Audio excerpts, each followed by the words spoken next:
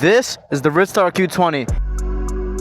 This bike comes in at 1,500 watt with a 20 amp hour battery, pushing speeds at 33 miles an hour. And for $1,000, it's better than its competition. Now I know this bike does not look like this stock. I've done a bunch of customizations to it, but what I have not touched is the power. The only performance upgrade that I actually did was these Magura MT5s to help me in the wheelie, because the stock brakes are pretty good, but you need to switch the sides for them to wheelie. I will be going on a test ride right after this to show you in action, but let me just speak on it a little bit. It's super smooth. Acceleration is not the craziest, but for your first bike to get into e-bikes, this thing is more than enough.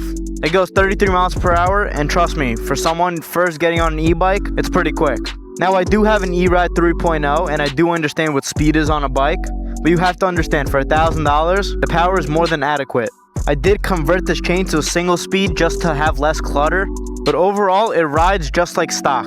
If you guys want to go check out the journey about this bike, you can hit up my TikTok, Ridstarlaw, and I have all the videos of me starting out first having this bike stock to what it looks like now. It's an amazing bike. I would recommend it for someone first getting into e-bikes. It's quick, it's safe, and it's budget friendly. What more can you want? Now it's time to take it for a spin. Let's go. Let's take the Ridstar Q20 for a little spin. Let's start off by doing a little top speed run. Show you guys how much power she has. All right, 3, 2, 1.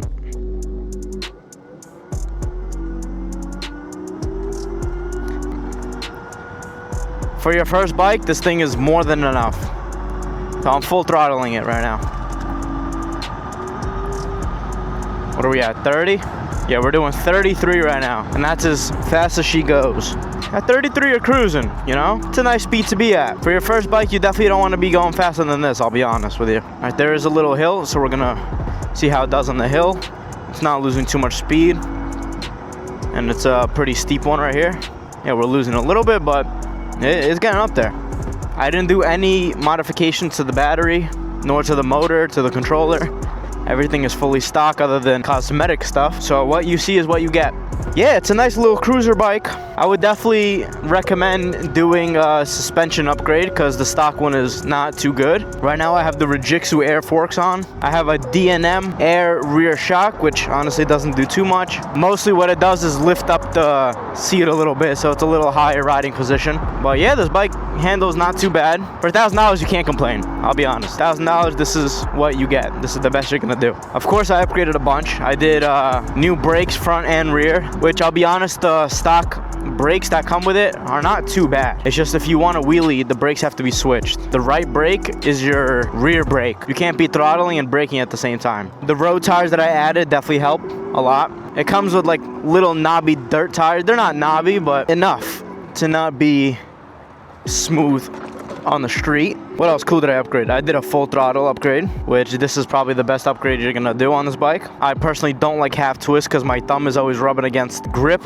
Like one part of my hand is moving and the other part is not, which is kind of weird. So yeah, I really like this. I have a tutorial on my TikTok. If you guys want to check that out, it's Ridstarlaw on TikTok. I show how to remove the half twist and put on the full. Bunch of cosmetic stuff. I did the handlebars, I did the stem, I did the suspension, and I made it my own. The one thing that I do definitely recommend getting, like right off the bat, is a new stem, because I hate that little riser stem. It's big, it's uncomfortable, their center of gravity is not on top of you. It's kind of like in front of you and it's not very comfortable. But yeah, this bike is very fun, especially to start out with. It has some nice range, it's like 30 miles, maybe like 25, depends on how you ride it. Super smooth. For a beginner, it's more than enough. I know I said that already a couple times, but I can't stress that enough. This is a first-timer bike. This bike is good to introduce you into e-bikes. Let's keep it at that. It's not gonna be the best at trails, but it is nice to go around the city a little bit, around your town, and practice some wheelies and whatnot.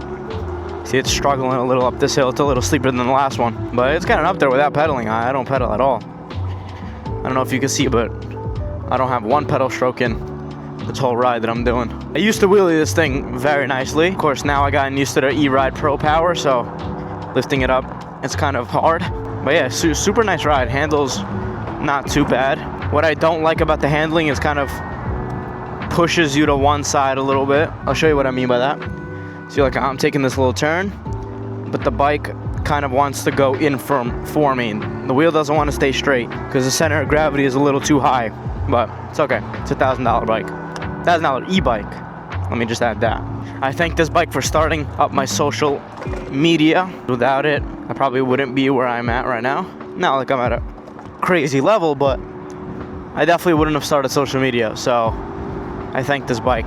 Top speed of 33 miles an hour. Great for someone trying to get into the bike world, the e-bike world. Yeah, overall very nice bike. I definitely recommend it. And I say it's one of the best for $1,000. Feel like there's a bus behind me, but we're doing 28, so we should be fine to stay behind me. I'll have a link in my description to this bike, and I'm gonna also put a link tree to all the mods that I have on it if you want to copy this build or get inspiration or whatever. So I'll put that in the description. Make sure to go check it out. Let me know if you guys have any other questions about this bike. Feel free to ask them in the comments. I'll make sure to answer all of them. And let me know what you guys think about it. Do you guys like the Ridstar Q20? Compared to the 2TO, Happy Run, what else is there? The Super 73. Honestly, you can compare this to a Super 73. They go the same speed.